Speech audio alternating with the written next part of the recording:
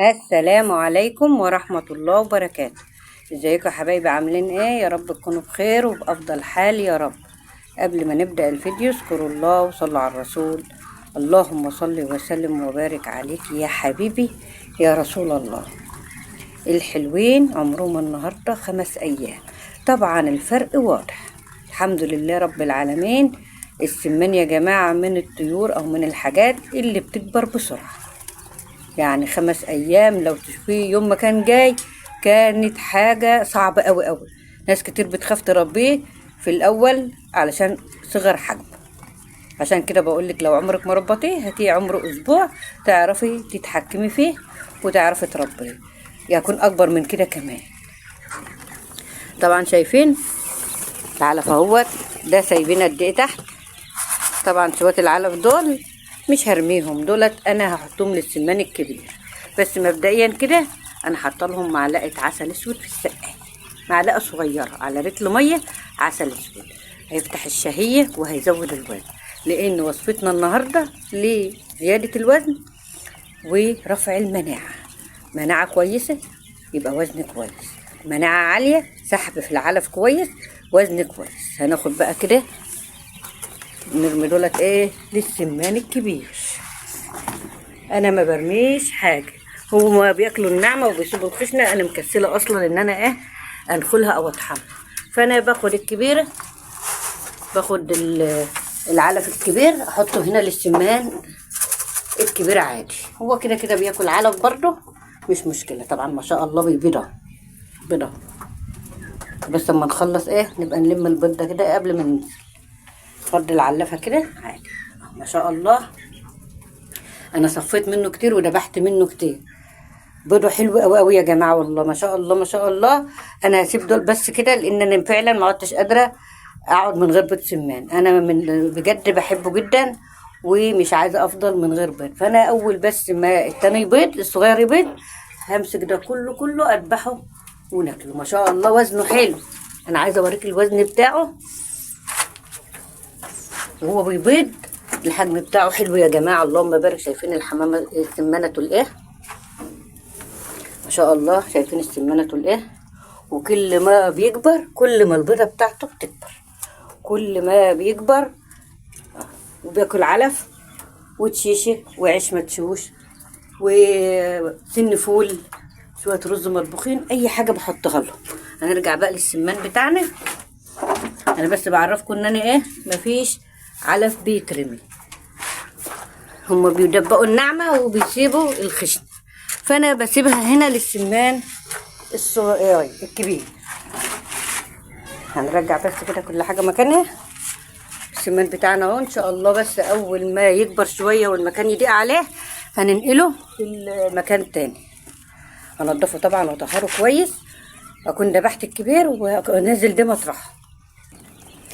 يعني ده اخره كده، كمان مش هيستنى لما يبقى وصل 15 يوم ان شاء الله، على عمر 12 يوم كده. يعني قدامنا اسبوع بالكتير وننقله المكان التاني ان شاء الله. حاجه كده اللهم بارك يا رب. ولو عاوزين تلاحظوا بقى كده، شوفوا الابيض حجمه قد ايه والاسمر حجمه قد ايه. باين اهو يا جماعه. عشان بقول الابيض بيشيل وزن احسن من الاسمر 100 مره. اهو الابيض يا جماعه بيشيل وزن حلو عن الاسمر. الابيض بيكبر بسرعه وبيبقى فيه لحم للناس الاكيله واللي حابه تاكل. لكن لو حابه للبيض عندك ده ولا ده، والاتنين حلوين. خلطه النهارده حلوه قوي قوي بقى لرفع المناعه ورفع الوزن وسرعه التحويل. السمان كل ما تكون مناعته كويسه، هو ما شاء الله عليه اصلا مناعته حلوه، كل ما يديكي وزن ويسحب في العلف. هو عاوز علف، حط له علف مع مناعه مع تحصينه طبيعيه كده وحاجات من قلب البيت. هيكبر معاك بسرعه وممكن تذبحي منه على عمره شهر. على فكره اللي بيبقى في قلب المحلات ده يا دوبك عمره شهر 30 يوم. الناس اللي بتقول بياكل قد ايه، السمانه بتاكل نص كيلو لغايه في اول شهر، نص كيلو علف في اول شهر.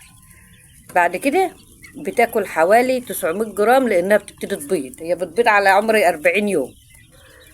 بتاكل ممكن تاكل في الشهر حوالي 900 جرام او كيلو الا ربع. طبعا احنا بنشكل له وبنخلط له بعد كده، مش بنوقفه على العلف الصفا ولا حاجه. ان شاء الله هنحضر خلطه حلوه قوي قوي قوي، يخلي السمان يزقلط معانا كده ويكبر بسرعه. بس صلي على النبي كده، وحط لي لايك بايديك الحلوه، واشترك كده في القناه وفعل الجرس على كلمه الكل ليصلك كل ما هو جديد. اول حاجه نقول بسم الله الرحمن الرحيم ونبتدي نحضر الخلطه. معانا كيلو علف بادي تركيز 23، هنضيف عليهم معلقه من النشا. خلطة النهاردة حلوة قوي لزيادة الوزن ورفع المناعة. هنحط كمان شوية من الكركم. معنا كمان معلقة من حبة البركة. هنضيف كمان نص معلقة من البصل البودر، وكمان نص معلقة من الثوم البودر، يبقى معلقة نشا كله بالمعلقة الصغيرة على فكرة اللي هو كيلو علف، ومعلقة كركم ومعلقة حبة البركة ونص ثوم بودر ونص بصل بودر. الخلطة دي من الخلطات الحلوة قوي قوي قوي في رفع المناعة وزيادة الوزن. طالما المناعة كويسة الوزن أصلا هيجي لوحده. الفرخ كل ما تكون مناعته كويسة كل ما يكون سحبه في العلف أعلى، كل ما يكون وزنه أحلى. بقى الحاجات الحلوة دي مع بعض كده يا جماعة اهي. احنا حبة وهنحط بصل فريش وتوم فريش، بس انا عاوزة اعودهم على ريحة البصل والتوم، فانا هحط البودر طبعا مع النشا يا جماعة، عشان لو في اسهالات او اي حاجة. لو ما فيش اسهالات بيكبر السمانة ويخلي السمانة تكبر معاكي. النشا من الحاجات اللي بتسمن برضه.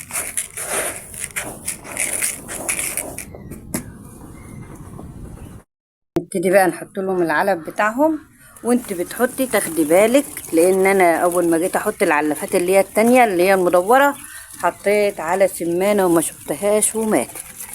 فتاخدي بالك من العلف وانت بتحطي، لان هو بينزل تحت العلف. بس العلفة ديت الحمد لله ما يعني الارضيه بتاعتها بسيطه، فبلحق اخد بالي يعني ان يكون سمنه تحتها ولا حاجه. لكن اللي انت بتحطي في العلافات اللي هي المدوره دي تاخدي بالك، ممكن تحطي على سمنه وانت مش واخده بالك خالص. برضو لسه هوت مستمرين في الزلط. زلط ما عندكيش زلط، هاتي خرطوم ابيض كده ودخليه في بعض وخليه مدور كده على قد الدايره وحطيه. اهم حاجه السمانه تنقر نقطه الميه ما بين الزلط وبعضها، وما تعرفش تقف في قلب السقايه. كمان حاجه بسيطه كده يعني، كمان شويه كده اما احس ان كبر كمان شويه على عمر 10 ايام ابتدي اشيل الزلط. لما تحسي ان السمانه بدات تاكل كده وما بتحطش، ما بتعرفش تقف في قلب السقايه، شيل الزلط. ما شاء الله شايفين، اللهم بارك يا رب. كان الاول اول ما جيت احط العلافه دي من يومين كانوا بيدخل في الفتحه، في بعد واحده دخلتها كمان بيدخل في الفتحه. ما شاء الله الخلطه دي جميله جدا جدا، تعمليها للسمان بتاعك اللهم بارك يا رب، هتخليه يكبر معاك ويزقلط كده ويشيل وزن بسرعه. يعني وزن الحمد لله رب العالمين من غير كلام. بس اهم حاجه حطي علف وشبعي السمان. السمان بياكل وبيستهلك في العلف، وعاوز 24 ساعة ياكل. كل ما بياكل كل ما يديك وزن، كل ما بيكبر معاك بسرعة. وخصوصا لو هتربي للحم وهتربي للأكل عشان تاخدي سمانة لزلزة كده حلوة، اعتلوا العلف 24 ساعة. يعني أنا بقيت العلف عندي اهو هطلع احطه له كمان شويه. ما شاء الله لازم اطلع ابص عليه كمان بص. يعني انا بصور معاكم الوقت حوالي الساعه 6، يعني بقينا المغرب، ولازم اطلع له بالليل كمان مره ازود له ميه وازود له علف، علشان السمانه تنهى شبعانه. وطول ما هي شبعانه بتكبر، طول ما هي ماليه بطنها بتكبر. هم من الحاجات اللي دايما بيحبوا الاكل كتير وبيحبوا العلف يبقى قدامهم باستمرار. يا رب يكون الفيديو ده كان مهم وكان مفيد وطلعت بمعلومة صغيرة خالص منه. يبقى ما تنسيش اختك بلايك حلو كده من ايديكي، وتصلي على النبي في التعليقات. والسلام عليكم ورحمة الله وبركاته.